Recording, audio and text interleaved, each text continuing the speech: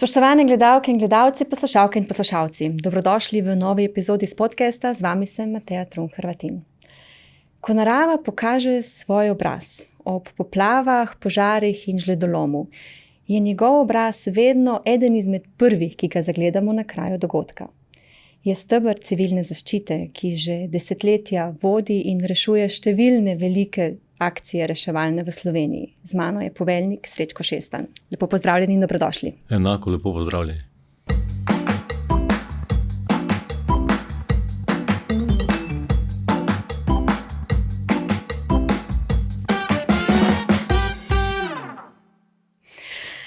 Se pravi, imeli smo žledolom leta 2014, migrantsko krizo, pandemijo covida, požar na Krasu, velike poplave leta 2023, ki jih v bistvu ni bilo v zgodovini Slovenije.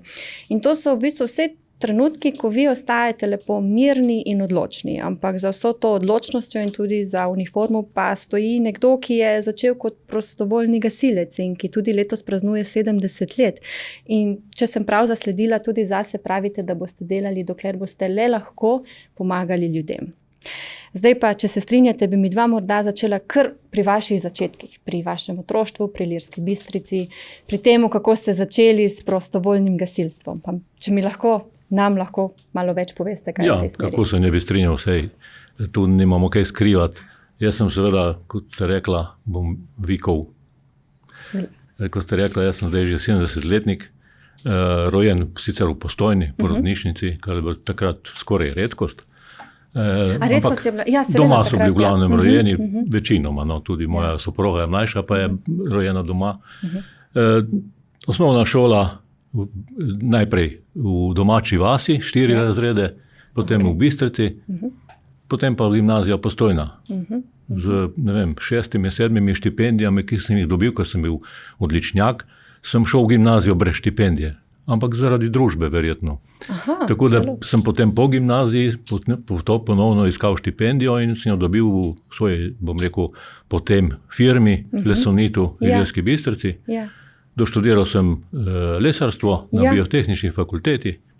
Leta 80 sem diplomiral in se takoj zaposlil. Kaj je bilo potem tisto, da ste začeli razmišljati v drugo smer? Jaz sem prej omenila, bil sem gasilec, zdaj točno niti ne vem, nisem nikoli šel pogledat, kdaj sem bil članjen v gasilsko organizacijo. Verjetno že kaj že mlajši, mladinec, ker vem, da sem vodil ekipe za tekmovanja, tiste desetine. Ja, to je bilo takrat, v kakšnih osnovni šoli verjetno že, ne? Mislim, da konec osnovne šole, srednja šola. No. Tako da potem sem pa 16 let bil v firmi, od vodje proizvodnje, ko sem začel zelo zgodaj, celo pripravništvo so mi skrajšali, ker je bila pač taka situacija, neka druga, ki jo ne bi opisoval. Sem potem prevzel vodenje proizvodnje, nove proizvodnje, izdelave vlaknenk po suhem postopku in vsi smo se učili, dejansko smo se učili. To je bila švedska tehnologija, zelo, bom rekel, zahtevna in posledica te suhe tehnologije so bili pa požari. In to požari, res požari, hudi požari, tehnološki požari in to kar pogosto. Dokler nismo spoznali vseh, bom rekel, tistih skrivnih kotičkov in vsega skupaj tega procesa. In smo se seveda vsi učili in vsi se borili s tem, tudi zavarovalnice na koncu, kar so bile kar velike škode. No in tudi to je morda botrovalo temu, da sem šel celo takrat v tistem času delati šolo za visokega gasilskega častnika. Potem se je to nadaljevalo, dokler nisem rekel en dan, da je pa tega dovolj. Prišel sem od vodje proizvodnje do vodje proizvodnega sektorja do člana uprave, ki smo olastnili družbo, ampak ne sprivatizirali, olastnili resnično s certifikati, zaposleni. In potem pa pač je taka situacija prišla, da sem ocenil, da pa je dovolj tega. In sem na prvi razpis, ki sem se prijavil na upravo za zaščito in reševanje. To je bilo nekje leta 87. 96. 96. Ja. Kaj pa je bilo leta 87? Sem tudi nekje zasledila, da ste se... 87? Ne vem, če bi bilo kaj. 87 je sicer rojen moj sin, ampak ni nič kaj s tem povezano. Je pa, in potem sem se prijavil na razpis. V prvi fazi niti nisem bil med kandidati za izbor, zato ker sem bil iz Ilirske Bistrice, ki je bilo daleč od Ljubljane.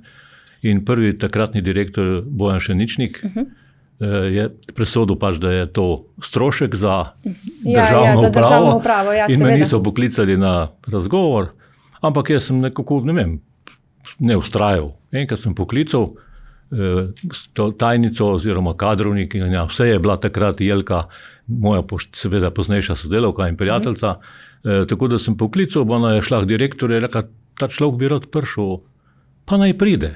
No in en ponedeljek popoldne, nikoli ne pozabil, sem bil na razgovoru in očitno je bila ljubezen na prvi pogled in sem bil zaposlen. Ampak seveda to trajalo proces, traja tudi še danes. No, ampak takrat februarja vem, da je bil razpis, novembra 6. sem bil pa prvi dan v službi. Se pravi, že takrat so bili dolgi procesi. Ja, tako. Se ni nič birokratsko tukaj. Takrat se je začela pa ta, bom rekel, druga moja pot, karierna. Potem sem bil član štaba republiškega že takoj. Bogataj je bil poveljnik, z njim sva se zelo dobro ujela. Ja, kako je bilo to? Govori se, da ste bili v bistvu tudi njegova desna roka, on vas je verjetno uvajal, tudi on vas je potem predlagal, ne? Jaz nisem niti vedel. Tu mi je povedal pred nekaj leti profesor Grizold, ki je bil takrat minister naš, da je mu je rekel Bogataj, da ima naslednika.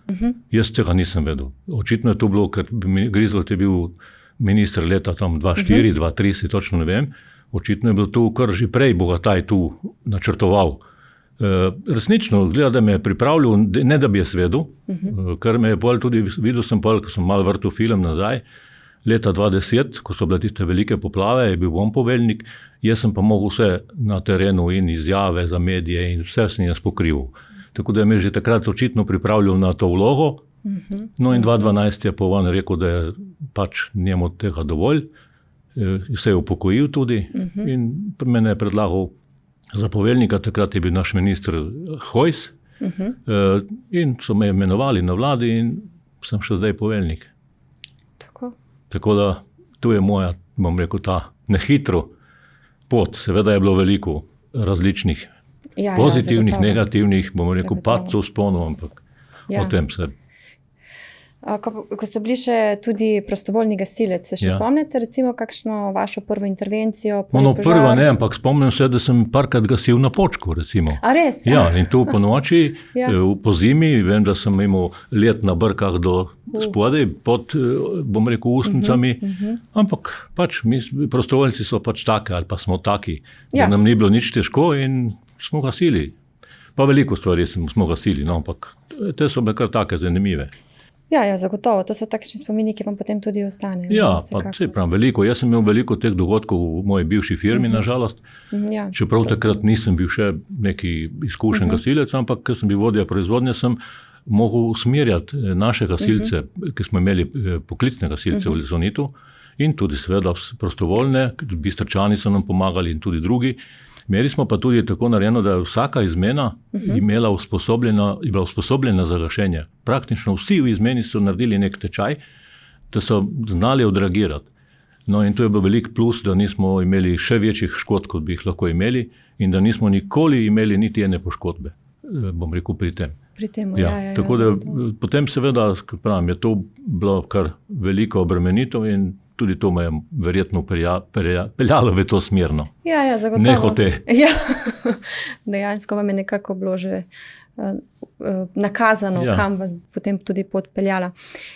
Malo sem zasledila tudi, da ste enkrat rekli, da ne marate besede poveljevati, da vi raje, bom rekla, raje govorite o usklajevanju, o dogovorjevanju.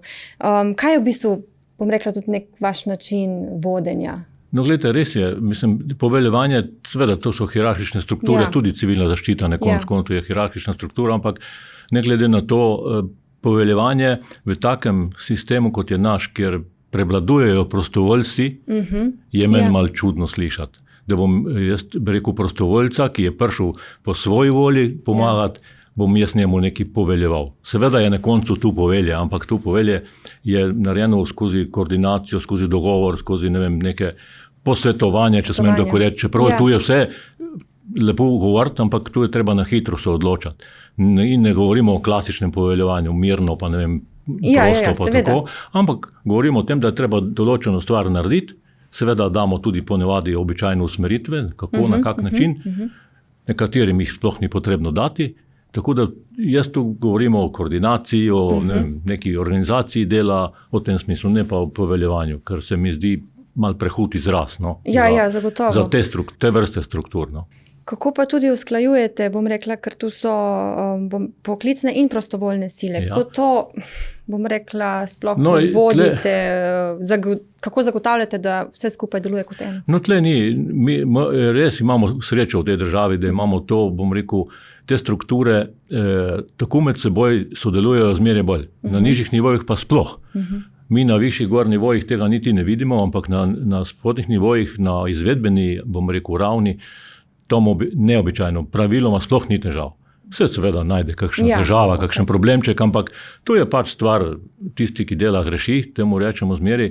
In jaz nimam nikoli težave o tem, ali je oni prostovoljci ali poklicni. Za mene so vsi moji, bom rekel, ljudje, ki vem, da so usposobljeni, vem, da so odlično opremljeni zadnjih desetletja v tej državi in vem, da imajo voljo, da bodo vse, kar se bomo dogovorili, tudi naredili. In do zdaj je tako bilo in jaz upam, da bo to trajalo še desetletja, tudi ko mene ne bo, da bo pač to, vsi smo tam, da pomagamo in delamo zato, da bo našim ljudem boljše, ali pa dobro, ali pa da jih bomo tiste težave, ki jih imajo, ki jih dobi, ki jim narava povzroči, ali pa smo jih tudi sami lahko povzročili, da jim olajšamo. To je naše poslanstvo in jaz verjamem, da ga opravljamo dobro. Pa že imate v mislih kakšnega naslednika? Ja, imam dva, bom rekel, v glavi, zdaj seveda, jaz sem tudi že govoril z ministrom in z predsednikom malo okrog tega. Oba sta me takrat, ko so praktično nastopila ta vlada, prosila, da bi še podaljšal in sem obljubil, da bom podaljšal in tudi obljubo držim. Zdaj mislim, da bom še nekaj časa, zdaj pa bomo videli. Bo prišel tudi tisti dan, ko bom rekel, da bo zadost. Ampak v mislih imam dva, tako da zdaj bomo videli, ne si bodo zbrali potem, odnosno bomo videli, če bosta ta dva potem še zmeraj, ko bom jaz rekel, če bosta pripravljena za to, ker brez soglasja je to brez veze. Mora biti z obe strani soglasja, Prej sva omenila že številne nesreče, ki so Slovenijo zaznamovale, posebej v zadnjem desetletju. Kaj bi rekli, so kakšne nesreče, ki so vas osebno recimo tudi najbolj zaznamovale, ne? Bi mogoče kaj takega izpostavili, žledolom, migrantske krize ali pa poplave? Verjetno je vsaka zase posebnost. Vse, ki ste jih prej naštela že v začetku, so bile res velike. Velike. Zdaj jaz rad povem, da je tista, ki je spada pod druge nesreče, pomeni pandemija, je bila po moje za vse nas ena največja preizkušnja. No. Tudi zato, ker enostavno država, ne samo država, svet ni bil pripravljen na to in tudi seveda mi nismo bili pripravljeni na to in seveda v začetku so bile tukaj kar velike težave in z zaščitno opremo in z ukrepi in z vsem skupaj, kaj, kako, na kak način. Tudi stroka se je, bom rekel, iskala, lovila in tukaj so bile ogromne obremenitve vseh nas tistih, ki smo bili tam v teh vodstvenih strukturah, tako da tisto, kar so nam potem nekateri ali pa so jim nekateri očitali, bom rekel, pri teh ukrepih. Tu se je delalo vse z najboljšo, bom rekel, vero, da bo to učinkovito, da bo ljudem čim manj povzročalo preglavc oziroma ne preglavc, da bo čim manj ljudi okuženih, bolanih, tudi mrtvih na koncev. Tako da to je bila ena res taka velika in tudi zato, ker recimo za tako vrsto nesreče in za take naloge, ki smo jih izvajali v tej pandemiji, mi kot civilna zaščita, nismo nikoli trenirali, nikoli se usposabljali, ker enostavno tega nikjer v nobenem scenariju ni bilo. Za tiste stvari, ki se mi usposabljamo, ki imamo načrte, ki vadimo, ki jih tudi doživimo recimo v živo, prej sva rekla požari, poplave, tukaj smo suvereni, tukaj poznamo skoraj vse, kaj moramo narediti, tam pa veste dejansko takoj, kako se obrniti, kako postopati. Ne? Pa imate zdaj v planu že kakšno vajo na to temo narediti, recimo? Za pandemijo? No, tukaj se pravim, takrat v samem poteku te pandemije smo tudi državni načrt spremenili, dopolnili, popravili, ga tako naredili, kot je bil življenjski, bom rekel. Seveda, tudi vaje, predvsem seveda, rečemo temu tiste tabletop vaje, teoretične vaje, absolutno, ker tudi načrti zaščite in reševanja zahtevajo na vsako toliko, na, bom rekel, obdobje narediti državno vajo. Pa tudi nižje vaje. Ampak državni načrt zahteva državno vajo. Zdaj na pamet ne vem v tem načrtu, koliko je to obdobje, ampak običajno so tu 4-letna ciklusi za državno vajo. Ker imamo 10 državnih načrtov, pomeni, da moramo vsaj 2 državni vaji praktično na leto narediti, če hočemo ta ciklus držati. Tu pa ni kar tako, ker priprava ene državne vaje kar zahteva nekaj časa, pa nekaj ljudi, pa vse to. Tako da sama priprava. Izvedba je pa seveda bistveno krajša, ampak priprava je pomembna.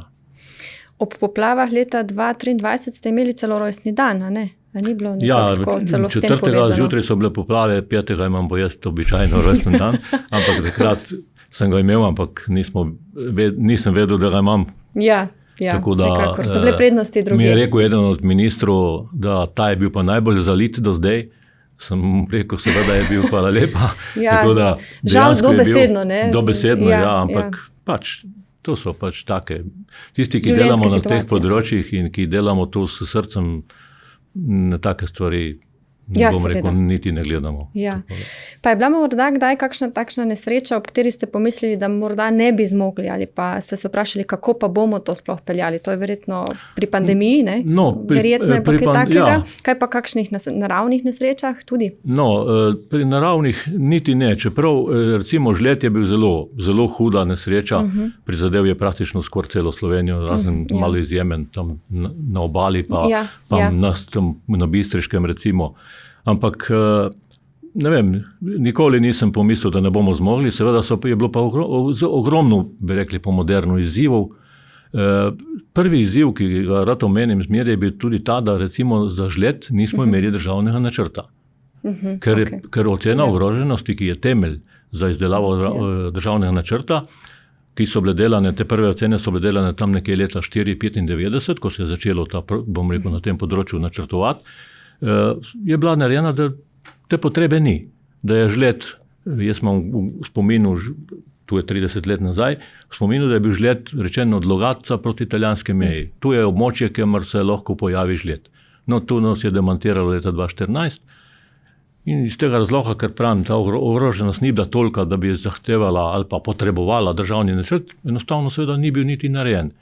In ker ni bil državni načrt narejen, tudi ti, ki so bili udeleženci, ali pa bom rekel, mi rečemo zdaj deležniki po moderno, v tem načrtu, tukaj mislim predvsem na elektrogospodarska podjetja, seveda niso imeli nobene informacije, nobenega vedenja, kako to funkcionira, kako sistem funkcionira, kakšne so relacije.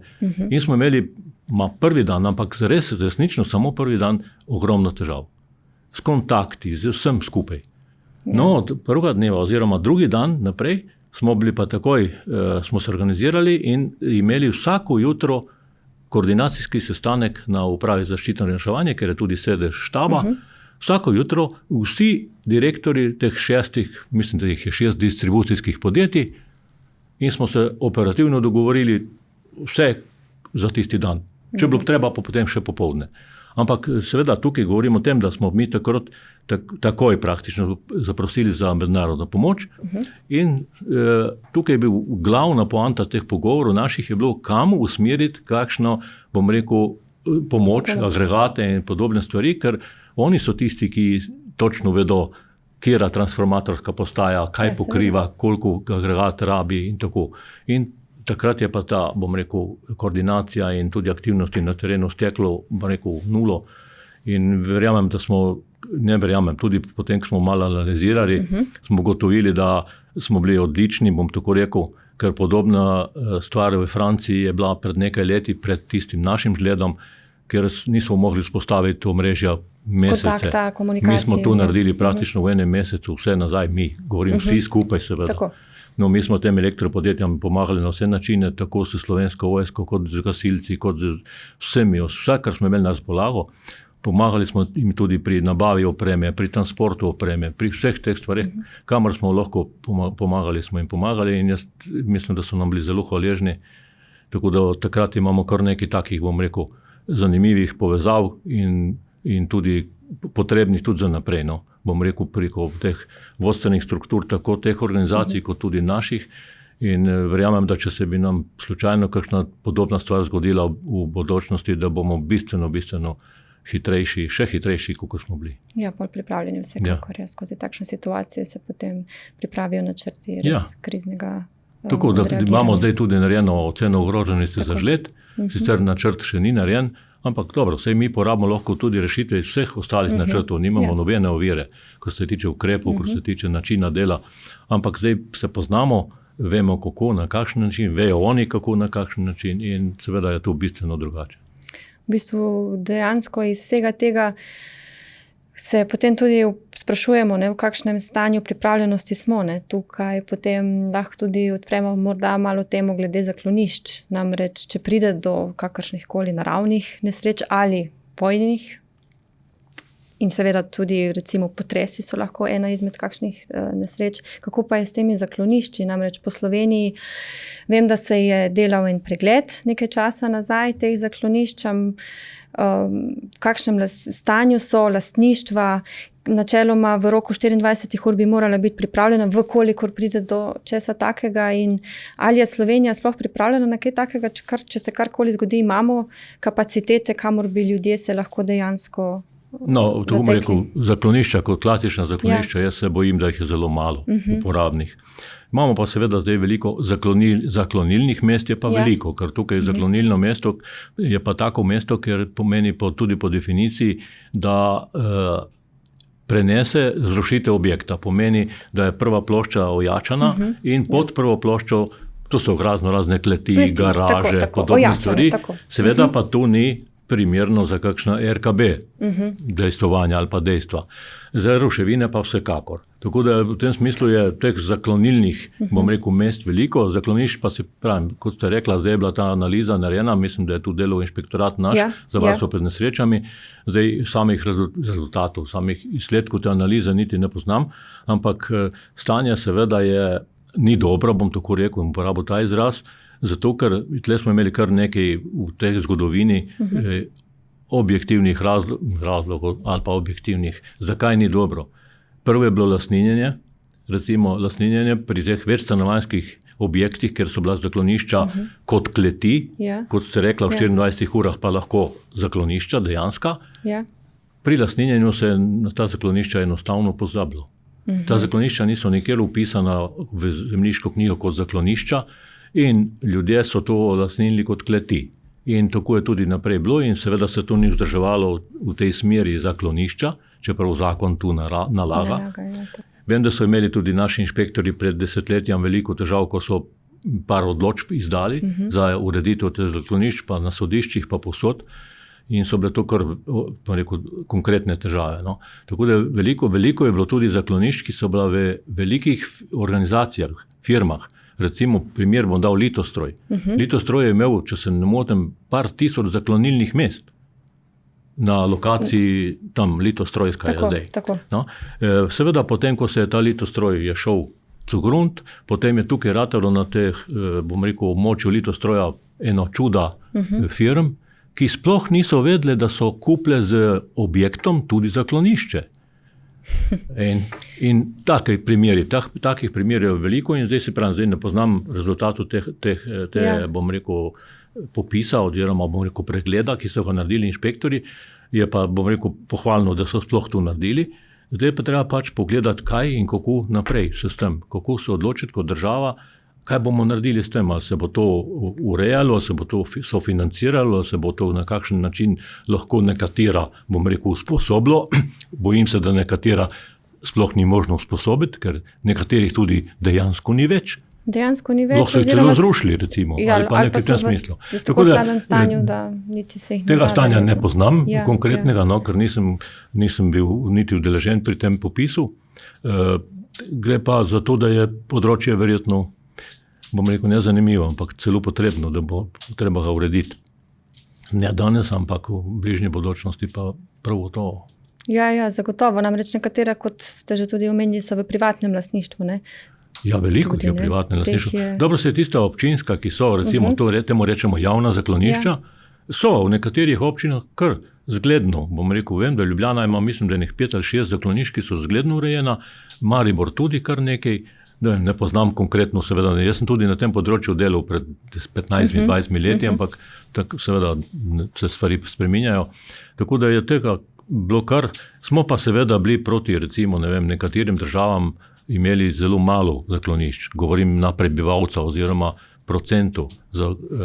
Recimo, mi smo 2006, ko je bil naš krovni zakon spremenjen in je bilo tudi zaklonišča izpred 2006 so bila prekvalificirana v zaklonišča za tisto, bom rekel, osnovno zaščito, dopolnilno zaščito, pomeni 24 ur. Smo delali neko analizo po Evropi in zanimivo, takrat se spomnim, Švica, ki je nevtralna država, je imela takrat zakloniščnih mest za 97% prebivalcev. Mi pa po evidencah takratnih za 17%.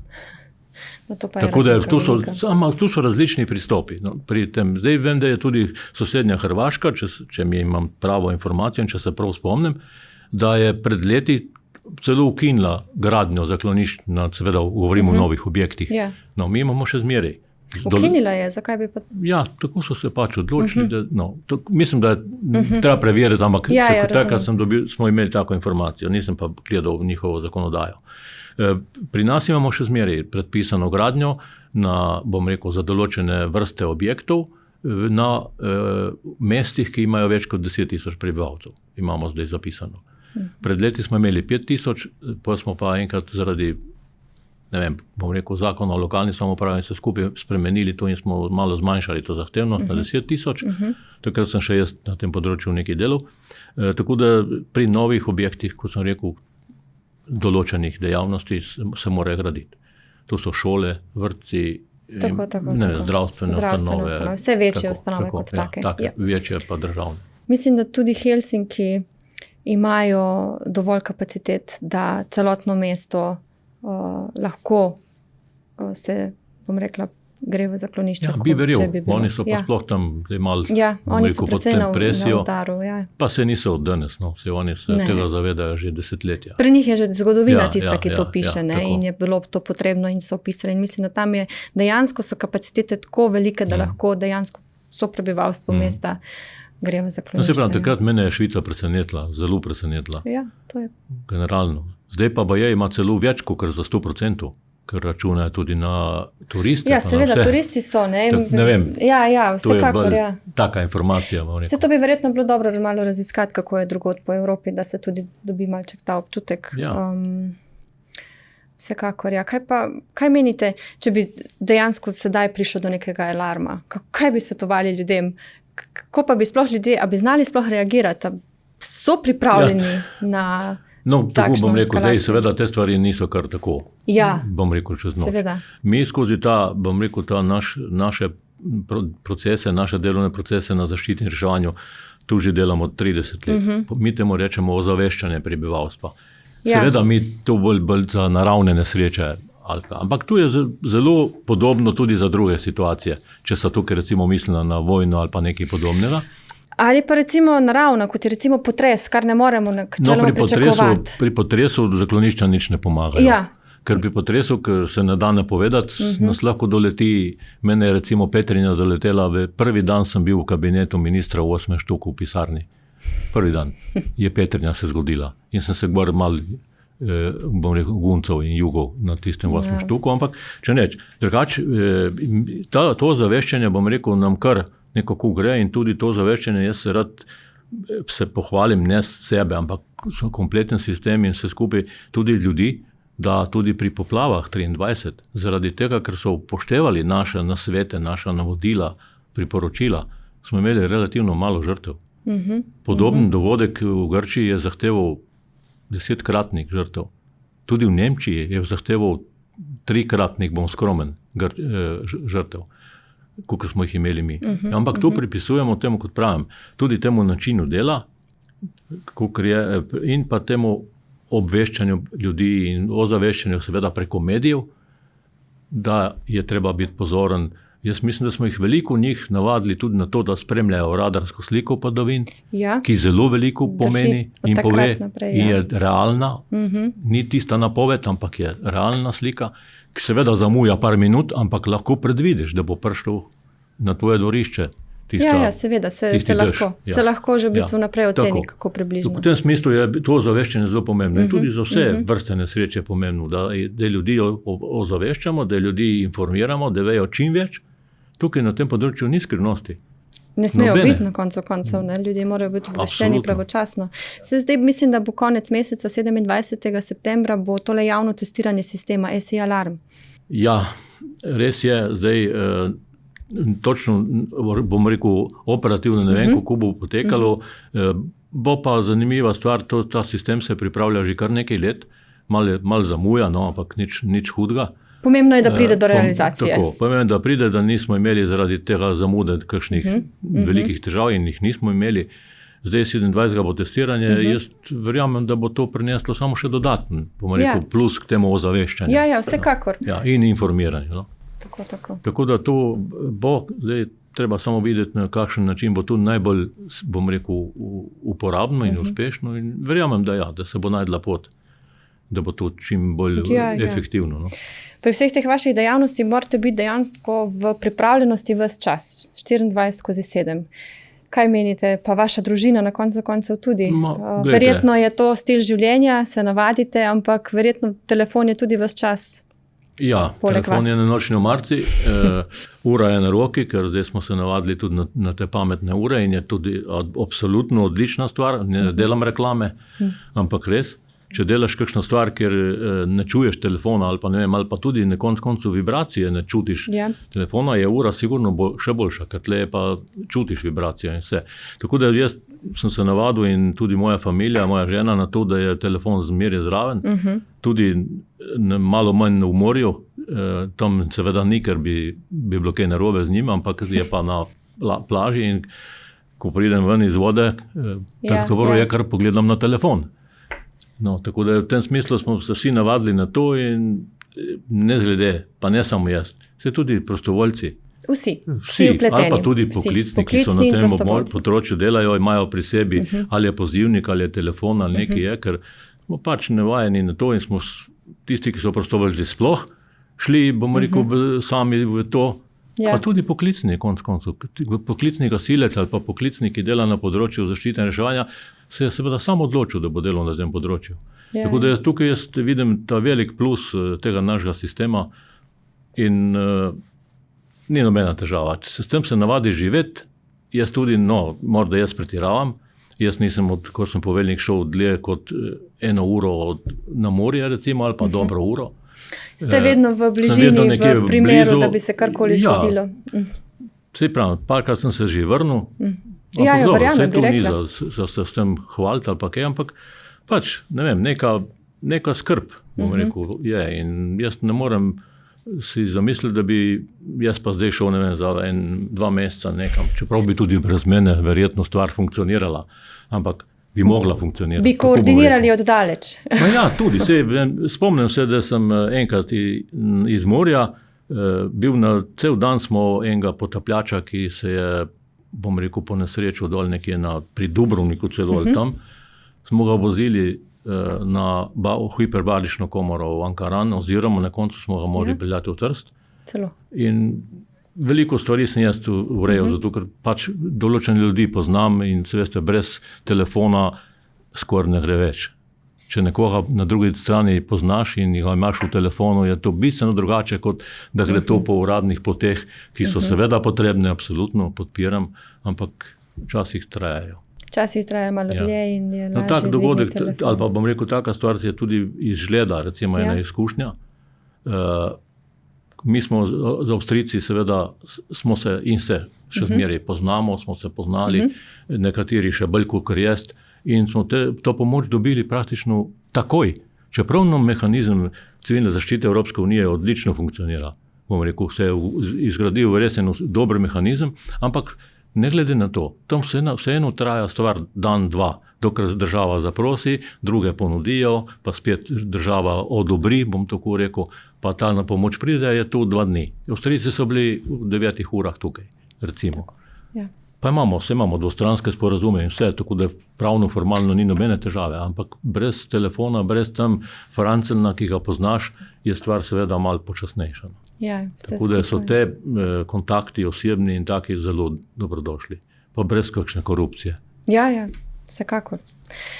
Pa ste kdaj pomislili, da bi izklopili telefon za en dan, verjetno? Ne. Ali pa ga pustili na nočni omarici in šli? Ne, me že peče vest, če slučajno, pa tu je res izjema, da sem nedosegljiv, recimo nekje, ne vem, tudi se zgodi.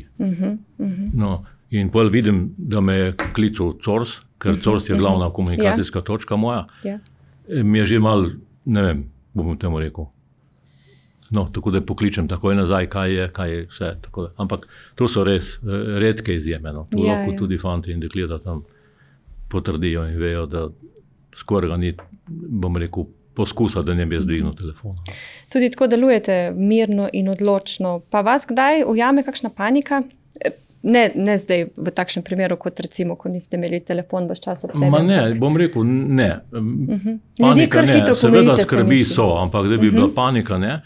Prvič tudi zato, ker ogromno, bom rekel, stvari jaz, pa ne samo, jaz verjamem, da ne samo jaz, tudi veliko njih, ki delamo v tem sistemu, razmišljamo že tako, bom rekel, ne vnaprej, ker naprej ne moreš vedeti, kaj se bo zgodilo, ampak kako bi določeno stvar odreagiral. Druga stvar je pa ta, da jaz zaupam tem ljudem, ki so, bom rekel, na teh, v teh naših strukturah, ki sem prej rekel, ki so sposobljeni, ki so izobraženi, ki so opremljeni, tako da tukaj nimamo, rekel, časih se seveda lahko zalomi, ker ne moreš vsega načrtovati. Ampak Slovenci smo zelo, zelo preveč improvizatorji, odlični improvizatorji, kar včasih lahko nas tudi, bom rekel, po glavi udari, ampak moram potrkati. Zaenkrat ni vedno prednost ta improvizacija. Ni bilo zaradi improvizacije kaj narobe. Je pa seveda vsaka stvar, ki je ekstrem, ni dobra. No, na drugi strani jaz rad rečem primer pa iz Fukushime, ko sem bral eno analizo. Japonci so pa narod, ki ne pozna improvizacije. Kar je napisano, je svetu. Tako. In tam so, ko so strokovnjaki analizirali to Fukushimo, so ugotovili, da če bi pa kakšno stvar malo drugače naredili, kot je bila zapisana, pa bi jo naredili, pa so tudi vedeli, da jo lahko, mislim, da se da narediti, ampak jo niso naredili, ker je enostavno v njihovi zavesti, ni improvizacije, da bi bilo bistveno drugače. Oni so fokusirani dejansko na to, kako je zapisano in temu sledijo, ne improvizirajo. To je res, Tu so redoljubni, mi pa morda je dobro, da v tem smislu nismo redoljubni, seveda pa pretiravanje ni dobro. In jaz upam, da se nam ne bo zgodilo nikoli nič zaradi pretiravanja. No. Pretiravanja. Tu so različna merila. No. Zdaj letos, kot sem že omenila, praznujete 70 let. Prehodili ste že kar dolgo pot z vašimi izkušnjami precej. Kaj pa mislite, bi lahko rekli, kaj nas mogoče čaka v prihodnosti, kakšne grožnje, recimo podnebne spremembe? Menite, da bo narava kazala še verjetno konkretno svoje zobe? No, absolutno. Tu prav sigurno. Jaz tudi, bom rekel, ko sem začela govoriti o teh podnebnih spremembah, pa jaz sem z Lučko Bogatajevo sva zelo, bom rekel, v dobrih odnosih. Tudi Lučka je bila tista, ki je bila nosilka. Mi smo dali že, mislim, da leta 2003, če se ne motim, pa ne zameri, če sem se zmotil za eno leto, naredili eno raziskovalno nalogo, ki je bila Lučka nosilka, seveda skozi razpis so dobili tehnična fakulteta in Lučka je bila nosilka te naloge, bilo je pa v smislu organizacije ali pa bomo rekel sprememb na področju CZ ali pa na področju zaščite in reševanja ravno zaradi teh podnebnih sprememb. In že takrat smo mi določene stvari videli. Ampak kar je vidno pa najbolj, kar jaz vidim, pa kar vsi vidimo verjetno, so pa te karakteristike, bom rekel, nesreč ali pa te zadnje, če pogledamo. No, začelo se je, tiskrat nismo še niti bili toliko pozorni na to, železniki recimo. Ali pa zdaj 2023, da ne govorim. Ali pa zdaj, ki smo oba tam blizu doma, na obali. Pred 14 dnevi recimo. V enem uri ali pa v 2 urah 100 in toliko milimetrov padavin. To so tiste stvari, ki pa te, bi rekli moji prijatelji iz Arsa ali pa kolegi, Gregorčič pa Polajnar pa Golob pa vsi ostali, da nekoga ne spustim.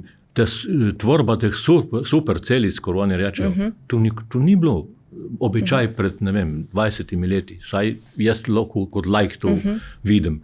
Tako da to so tiste spremembe, ki verjetno so res kot posledica nekih podnebnih dogajanj, sprememb, ki smo lučki takrat nismo niti verjeli na koncu, če sem odkrit. Ali pa smo bili bolj tako skeptični. Skeptični malček, verjetno. No, jaz verjamem, da zdaj vse tu je res in tu prinaša zdaj, kaj bo še prineslo. Upam, da ne še prehudega, ampak poglejmo tudi zdaj, recimo pri teh sodobnih, če rečem, teh zadnjih letih, nevihtah, imamo vetrove, zelo močne vetrove. Ja. Burja recimo tudi naša burja je še tako, na burjo smo navajeni. Burja je pač burja, že 100 let burja in bo burja še 100 let. Ampak zdaj imamo recimo primer gor pod Pohorjem ali pa Štajerska, Ptuj. Vsako drugo leto nam odkriva strehe. Zakaj nam odkriva? Tam nam odkriva strehe tudi 80 km/h. Na Primorskem 180 ne odkriva streh. Ja. Zato, ker seveda ni grajeno za ta razmere, ki so se spremenile. In gradnja je prilagojena bila na neke normalne razmere, ki so bile pred 50 ali pa 100 leti. Zdaj, ko se pa to spreminja, bo pa treba tudi gradnjo, spreminjati in se prilagajati. No, tukaj sem pa kar navezal brez vprašanja na potresno odporno gradnjo. Ja, to sem ravno kar hotela vprašati. No, tu je pa po moje ena največji izziv te države, da bo počasi razmišljala, kako sanirati, objekte, ki so potresno neodporni. Nažalost, jih je veliko v naši državi. Imamo tudi analizo glede tega narejeno? Ja, veliko tudi v glavnem mestu. Tako da seveda, če bi prišlo do tistega potresa, največje stopnje, ki lahko pride na tem območju, bi imeli veliko težav. In veliko posledic takih, žalostnih. Poškodb, mrtvih in podobne stvari. Zato je treba to razmišljati in enkrat se lotiti, grizniti. Jaz zadnje leta govorim o to kislo jabolko in narediti nekaj na temu. Ja, ker tudi ljudje se bodo morali nekam zateči, če bi prišlo do tega. Ja, se teč, on mora živeti v objektu, ki je potresno odporen. Seveda ne govorimo o tem, da pa ne bo v tem objektu niti dlakca narobe, ampak ne pa, da se bo zrušil. No. Take objekte je potrebno sanirati, je treba urediti. Močna infrastruktura. Ja, tako da v tem smislu tu je ena po moje največja naloga, ki čaka to državo v bodočnosti. In izziv. Vsekakor, to je kar. Absolutno izziv. Kaj bi pa recimo svetovali mladim, kar se tiče njihove poti, poklicne recimo, tisti, ki se odločajo? No, zdaj tle je treba težko vprašanje. Jaz pravim, ne sledijo svojemu srcu, ne željam, staršev ali pa ne vem, kakšnim ambicijam, ampak zdaj na koncu jaz vidim, jaz sem recimo lesar. Jaz sem pač na to področje, sem delal sicer v lesni industriji 16 let, kot sem rekel, ampak in jaz mislim, da sploh ni pomembno na tej funkciji, kot sem jaz zdaj, tudi če bi bil, strojnik, kemik, ne vem kaj, važno je, kaj imaš ti v glavi, kaj imaš v srcu in kako znaš razmišljati. Seveda so določene poklici in ki jih ne more delati, kirurg ne more biti en lesar, ali pa pravnik tudi ne more biti en lesar, ampak določene stvari se pa da, niso nujno vezane na profil.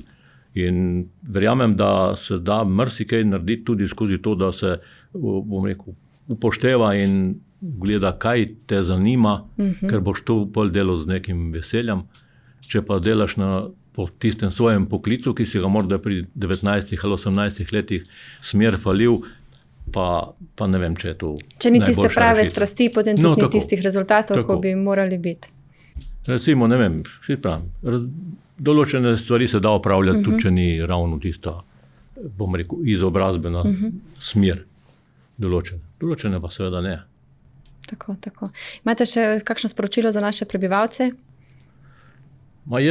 Kaj bi rekel sporočilo? Naj se izobražujejo tudi na tem področju, naj preberejo, naj pogledajo, naj se poinformirajo tisti, ki še niso poinformirani, kje živijo, na kakšnem območju živijo, kaj se jim lahko zgodi, ne pa pretiravati. Ne smemo biti panični, ker jaz pravim tako, če se bo kaj pripravljalo, razen kot pravim, take stvari, ki se ne da na žalost potresno povedati, je treba pač poslušati napovedi, odreagirati na tiste priporočila, napotke, na koncu ne bom rekel povelja, ker tega ne zagovarjam, da se potem, ker tudi zakonsko, pravno, formalno smo mi kot prebivalci prvi tisti, ki si moramo nekaj narediti. Ne čakati gasilca, da bo prišel v klet, pa bo vodo ne črpal, ampak da bo, bom rekel, hladilnik nesel ven. To je treba, to se lahko prej naredi.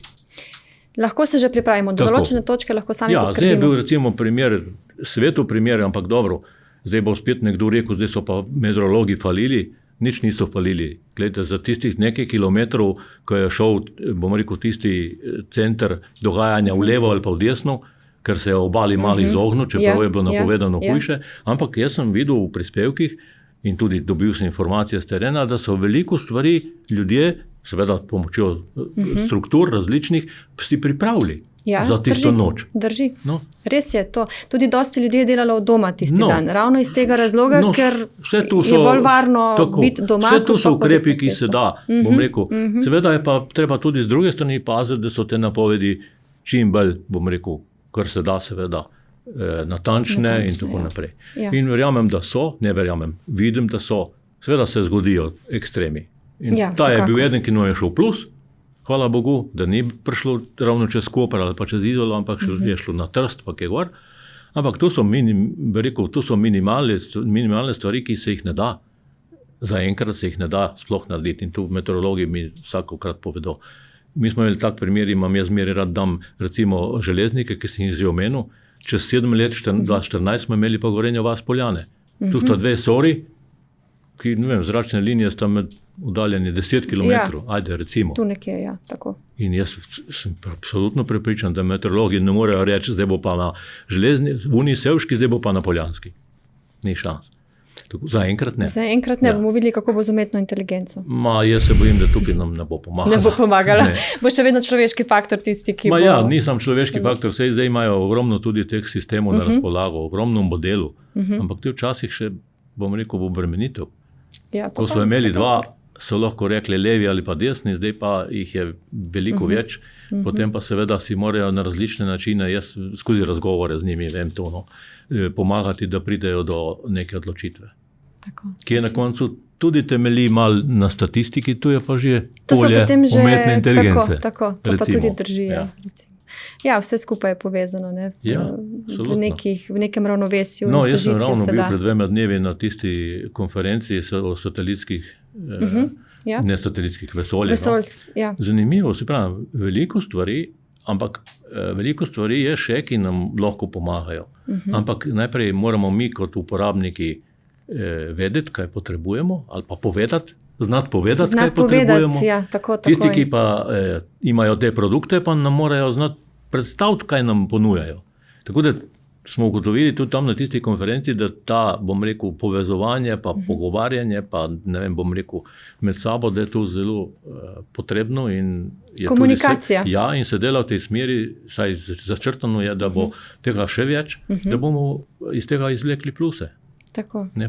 Ne pa minuse, oziroma da bomo tudi prav zaveščeni, kaj je tisto, kar res potrebujemo. Odlično, najlepša hvala, da ste delili vse vaše zgodbe z nami. Imate mogoče še kakšno anekdoto iz vsega, iz vaših izkušenj, ki bi jo delili? Jaz nisem človek za vice pa za anekdote, tako da bova raj si spustila, ne vem, verjetno bi se najdlo kaj, ampak zdaj nimam nekaj v glavi, da bom rekel. Ni kaj posebnega, da bi vam ostalo v spominu? Nič kaj takega, da bi bilo, rekel, zelo zanimivo. Tako da ne vem. Dobro, velja. Najlepša hvala, da ste bili z mano, z nami. Hvala za vabilo. Z veseljem. Drage poslušalke in poslušalci, gledalke in gledalci, najlepša hvala, da ste bili z nami in ne pozabite, ostanite vedoželjni in bodite informirani. Do naslednjič.